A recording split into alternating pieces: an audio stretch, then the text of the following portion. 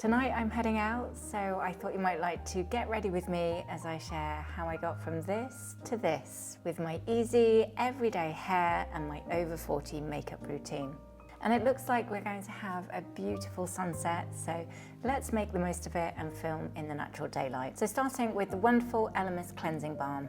I do get dark rings under my eyes, so to help, I'm currently using the Inculus Caffeine Eye Cream. The caffeine helps with fluid retention under the eyes, and most importantly, the bark extract helps with my dark circles. Then I like to use Medik8 C Tetra Vitamin C Serum for an all-over brightening effect. A definite for me now, even on a cloudy day, SPF 50+. Onto my makeup, and I'm using Code8's Radiate Foundation. It's got a really nice consistency, goes on smoothly and gives a nice coverage, yet it isn't too thick. I do like to see a little bit of my skin peeping through my foundation. I certainly don't want to feel caked in makeup, so this one is a really good option. I press in with the brush where I want a little bit more coverage, and then I just smooth over the areas where I want a little bit less. Concealer would probably be my desert island product. Now I'm over 40, I don't feel or look alive without it. Well, there's that and my blusher, but we'll get to that one in a moment. So concealer-wise, I'm currently using one from Trish McAvoy. This one goes on really nicely, doesn't get too stuck in the cracks, and seems to last all day. There are some makeup products that I think are definitely worth the spend, but I really don't think you have to blow the budget on translucent powder. But feel free to tell me in the comments if you think I've got that wrong. I've tried a lot over the years, and really I've found that they all do pretty much the same job. So as long as it holds my foundation and concealer in place, I'm happy. And this No. 7 Compact does just that. Now as I'm heading out for a Christmas party, I wanted to go a little bit more smoky with my eyes. Not super dramatic, still subtle, but a little bit more than I would usually wear in the daytime. When I'm doing my smoky eyes, I like to build in layers. Like you're layering up an outfit, you can keep going slowly, step by step, adding a little bit more, rubbing any excess away, until you feel that you've got the balance right. And on top of that, I needed to move out of that glaring sunshine as I couldn't actually see what I was doing anymore. I find it's easiest to start with the lightest browns first, and then slowly but surely make your way down to the darker ones. Adding the lightest shades across my whole eyelid, and the darker ones blended more subtly from the outside in. For party season, I will be adding a little bit under my eye too, just to add a little bit more definition, and then again using my fingers to smudge a lot of the excess off, and then that does give you a bit more of a natural look. Once I've got the colour right, I then go over the top with this Bobbi Brown cream eyeshadow stick, which just gives my eyelids a lovely little shimmer. It's nothing too dramatic, but enough to have a nice effect. Onto a touch of bronzer, and I'm currently using this one from Code8. This is again a really subtle shade, which is perhaps why I end up using it for my everyday makeup routine. It's not too glam, it's not too glittery, it just gives you just enough of a sun-kissed look to feel healthy but not overdone, which I really like. Blusher-wise, I've got into the habit of using two different ones at the moment. Firstly, I use a little bit of a dab of the Merit Cream Blush.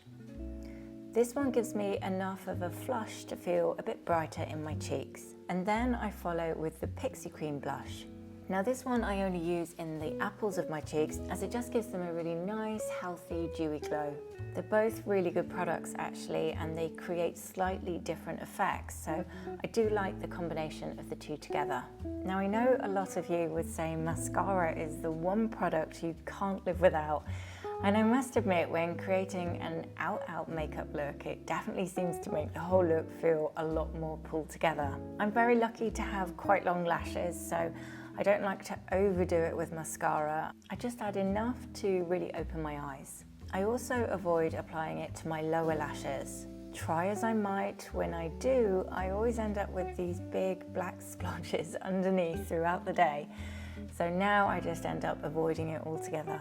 I do really need to get my eyebrows shaped again. Apologies for the look of them here. I haven't actually found anyone here that does it yet. But anyway, a brow pencil will help hide that need. I've been a bit poorly recently, and one way I can always see it on myself is with my lips. they just look so very dry, no matter how much moisturizer I put on my skin. So I've been resorting to adding a little bit of lip mask before I go anywhere near a lipstick. It just helps them feel a little bit more nourished and moisturized, and hopefully help my lipstick go on a little bit smoother. And while that is working its magic, a little wine o'clock moment was in order. Sunset, a nice glass of wine, and a very slow get ready. That's often the best bit of going out. Love it. For tonight's lipstick, I'm actually going to use a combination of two and make my own shade. This lipstick is the one I use in the daytime, and it's really lovely, but it is a little bit too orangey brown for what I wanted this evening. So first I apply that with a brush onto my lips, making sure that the line isn't too heavy around the edges. And then, almost in a dabbing motion, I add a little bit of the Pixie blush on top of that lipstick. The result is a bit more of a rosy brown, which I think works well with the blend of eyeshadows I'm wearing, and also a really nice look for the evening. So after a quick hair wash, I'm ready to sort out my hair. I actually had a very disastrous colour done recently, so it's a little bit darker than I'd like, but I'm going to work with what I've got. So once I've brushed it all out, and to help with the condition, I'm using the NYX leave-in conditioner. Just adding a small amount through my hair seems to really help, and it smells amazing. Has anyone else tried this one? I love it. I actually use their conditioner sometimes too, and it's a really good one. Definitely one I'd recommend. I know I should have added heat protector spray here, but I forgot, so then it was onto my blow dry. So to get that gentle flick shape with my grown out fringe, I sweep everything to one side and dry the roots, and then I switch to the other side for the same motion, before then blasting off the rest of my hair. And as you can see, this just really helps my fringe section to lay how I want it to for when I'm styling it later. So once my hair is fully dry, I then go in with my straighteners. First of all, just curling underneath at the ends.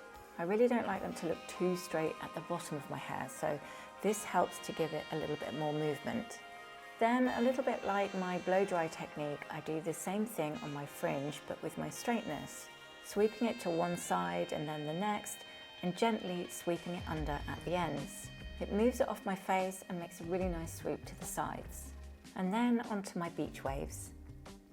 Now I must admit, I do this fairly haphazardly, intentionally so, because I think it's that gives it the most natural effect.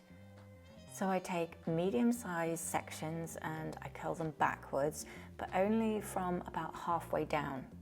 I don't start too high close to my root because the curls would then end up too springy, but I do tend to go all the way down these days, as that helps smooth out those stringy ends. I don't always necessarily curl every single section either, but the majority, I suppose, gets a little bit of a sweep with the straighteners. And once I've done that all the way through my hair, I gently pull my fingers through the curls and just let them naturally separate. I must admit, I don't tend to add too much product, as I try and make my hair last as many days as possible, but this is where I would sometimes add a little bit of gloss. Now normally whenever I film my hair routine or get ready with me, my hair goes really wrong. It's sod's law, isn't it? But happily this time it worked out just how I wanted it. Just soft, natural, bouncy looking beach curls with a gentle flick on my overgrown fringe. So on that note, let me show you what I wore. This beautiful long blue dress. I adore this dress. It's one of my absolute favorites in my entire wardrobe. I love the shape, the fact that it's long, it's made from silk, and though it is quite a vibrant colour for me, it's such a lovely shade of blue. My skin feels healthy and nourished. My makeup is still natural and very me, just with a bit more definition with those smoky eyes for the evening. And my hair, thankfully, is doing what I told it to do for once. I really hope you enjoyed this Get Ready With Me and my easy, everyday hair and makeup routine. And hopefully it's given you another couple of ideas of how to do yours yourself. Do let me know in the comments. Have a wonderful week, everyone, and hopefully I'll see you all again on Sunday for a new styling video. Take care.